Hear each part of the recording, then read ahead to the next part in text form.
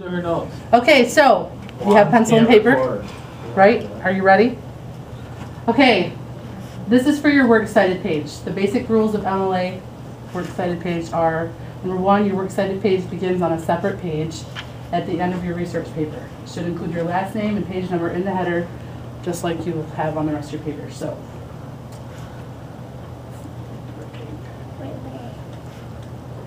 okay. So it would look something, you don't want it to look like this. Okay, this has leftovers, the last paragraph of your paper, and then it has works cited on that. You want this on a separate sheet of paper all by itself. And what's wrong with this header? Yeah, it's too small. Well, it is small, but you know where, you see where it is? Yeah, it's on the left. Where is it supposed to be? On the left. Right. On the right. Yes. Right. Right. For sure. So you want to label this page works cited. You don't need to italicize it. You don't need to put it in quotation marks. You don't need to change the font size. Just type works cited, center it, top of the page. You're writing this down? Mm-hmm. Try to write down the first. What a good student. Yeah, but you would. Good. Forgot my math book in my locker today. Okay. This is English, Ryan. You should use your math book. Hey, did she call him? Are we ready?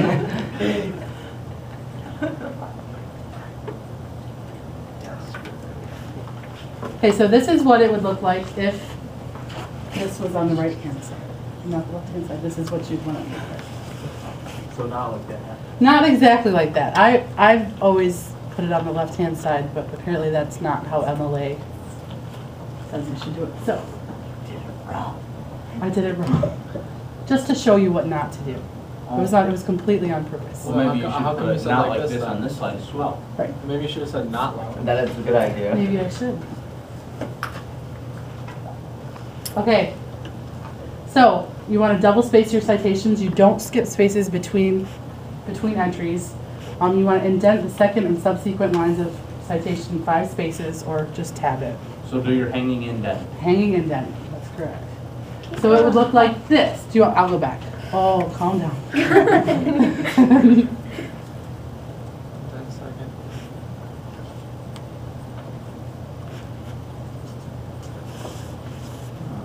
Okay, you can go. Not everybody's done, Curtis. Is she calling you?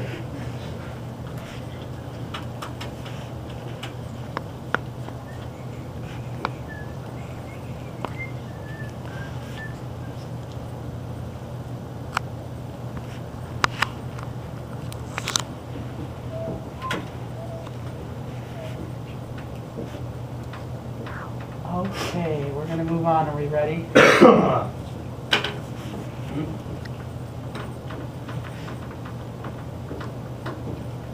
Okay. Are you good? You're good. Okay. I'm good. So it would look like this. See, it's double spaced. The second line is indented. Again, it's on the wrong side, but I did fix it. See? Header is supposed to be on the right-hand corner. And you list your last name and page number. How many of you guys have done that before? Made a works cited page for a research paper. So you remember all this? Good. This is just Why did review. you switch from You don't put subject bullet to points in front of your works, your sources? No, I do not. Oh. And You put neither do numbers? you. Right? Okay. Yeah. Okay. The other thing I wanted to talk to you guys about are your search tips. I know some of you are struggling finding good sources for this research paper. How many of you are struggling with finding good sources that give you multiple note cards per source? Okay. What about people that are finding the same articles over and over again? Okay. Okay, so what you need to do is you need to identify your key concepts. And you're going to want to write them down. And those are your search terms that you're going to be using to find these articles. Okay? Databases don't work the same way Google does. So you can't just type in a whole sentence and try to find your own. Quit it. Okay, so you need to determine your appropriate words or phrases. So you can include synonyms, broader terms, related terms, narrower terms. And you revise this list while you search. Okay? So you can use Google to kind of generate your search terms. So if you want to go into Google and just type in a question that you want answered, and it'll pull up maybe different words that you haven't used yet for search terms. An example of this would be gun control. You might use firearms and law or legislation, firearms and ownership, guns, violent crimes, stuff like that. Okay, different search terms that you can use, and you would generate this list, and you revise it while you're searching. You can use titles and subject headings of all these different articles, stuff like that. So that should help. I was always under the impression gun control meant use 2 hands. Oh, interesting. So you start with a simple search. An example would be nuclear energy. Nobody chose to pick me up on that topic. Pick me up on that.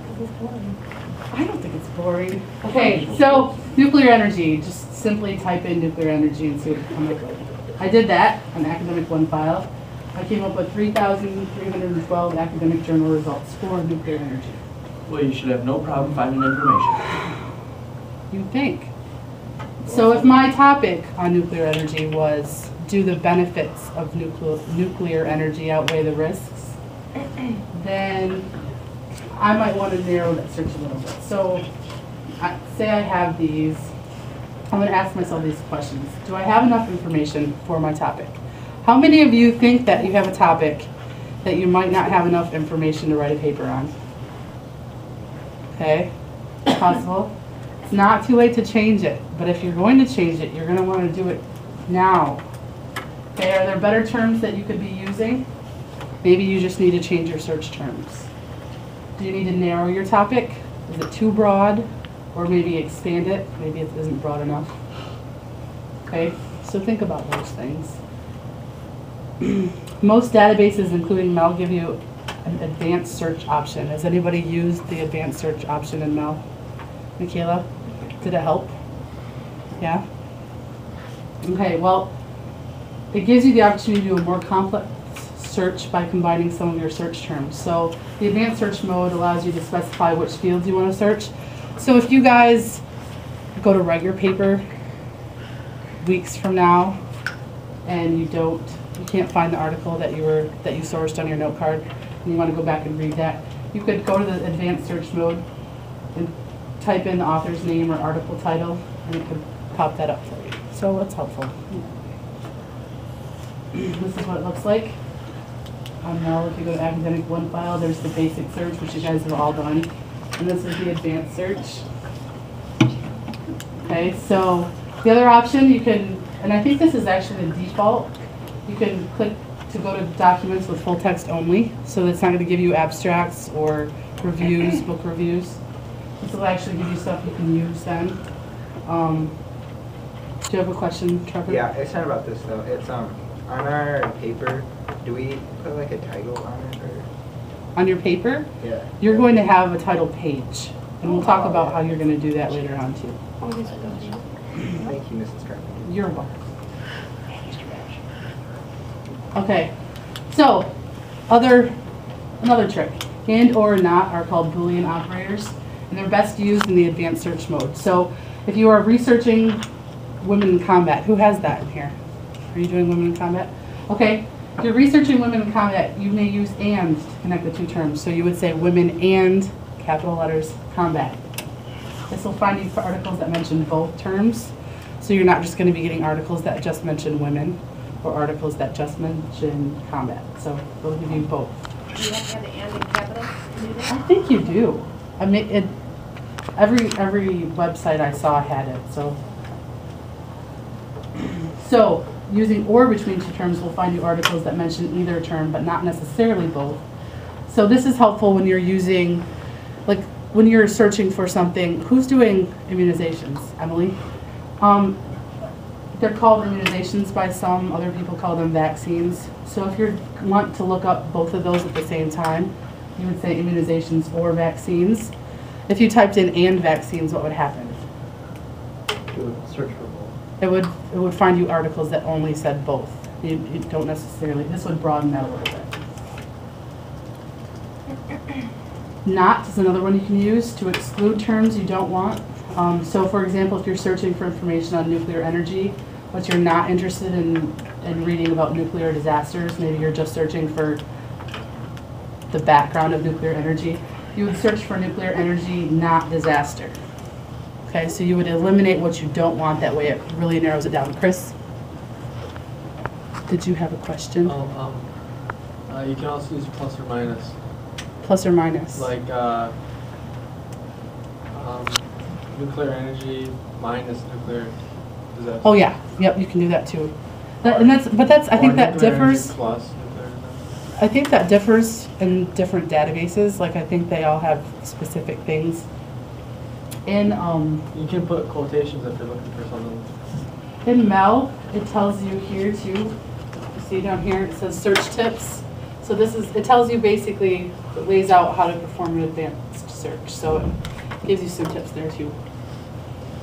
So it's a pretty good resource there. So that's the end of that. I did want to talk to you guys about a couple other things that I found on easybib.com, which is what you guys are using, right? Sure. Okay. I kind of found this by accident last night. If you go into the auto site right here, and you type in your topic, which, Maggie, what's your topic? Sex offender list. The sex offender list. So you type in sex offender list. That's just fancy way of spelling sex. I think you need another That's guy. extra fancy.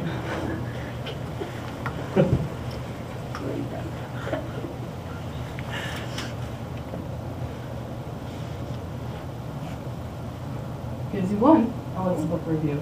Okay, maybe we should pick something else. Why? It's a different topic. That's Rita, what's your deep. topic? Abortion. Abortion. Abortion? Oh, you did find some. Okay, good. Oh, cool. So what you can do is you can actually click on these, and sometimes you get lucky, and it takes you to the full article. Getting lucky, searching sex offenders? Wow, lucky guy. On the first shot. Okay, so not the case with this one. This one you'd have to pay for, but there are some. I did find quite a few. Haven't yet today, but I did find quite a few that give you the full text article. If you see one that you want to search for, you can take that, write it down, go into Mel, and search for that in Mel. Well, does it matter? Go back to where you wrote that in because you had journals highlighted. So, Yes. like, can you go to website? You see at the top. Oh, you where can go to you're- website too, but this would give you actual journal Or- articles that you could search for, that you could write your paper from. Okay, but I'm But yeah, you just could wondering do if any of most of these. those you'd have to. You could do any of these, and probably not for the website. You wouldn't have to, but this would give you scholarly Right. journal articles that you could use for your paper. So.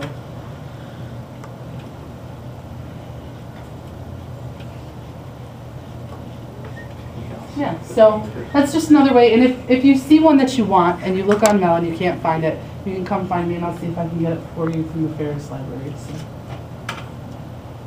Yeah.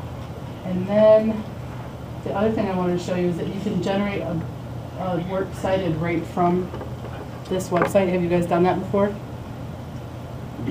Totally. You can search, you fill out all this information, you create your citation, and then it banks it down here. And you can, as you find these and you create the citations, it banks them down here, and you can click on them and then go to print as Word document, and there's a pop-up block here. It will create a works cited for you, and then you can just copy and paste this and bring it to your Word document for. Wait, so you're telling us it's okay to copy and paste? In this case, Okay. this specific website, yes. Because it Cover. We are. do you have a question? Does our works cited have to be like alphabetized? It does have to be alphabetized. This will do it for you. Okay. If you use EasyBib to do it, it will do it for you. So, Yeah. any other questions? Yes? No questions? Was that helpful? Yes. Very. Thank you, Yes. Mrs. Carpenter.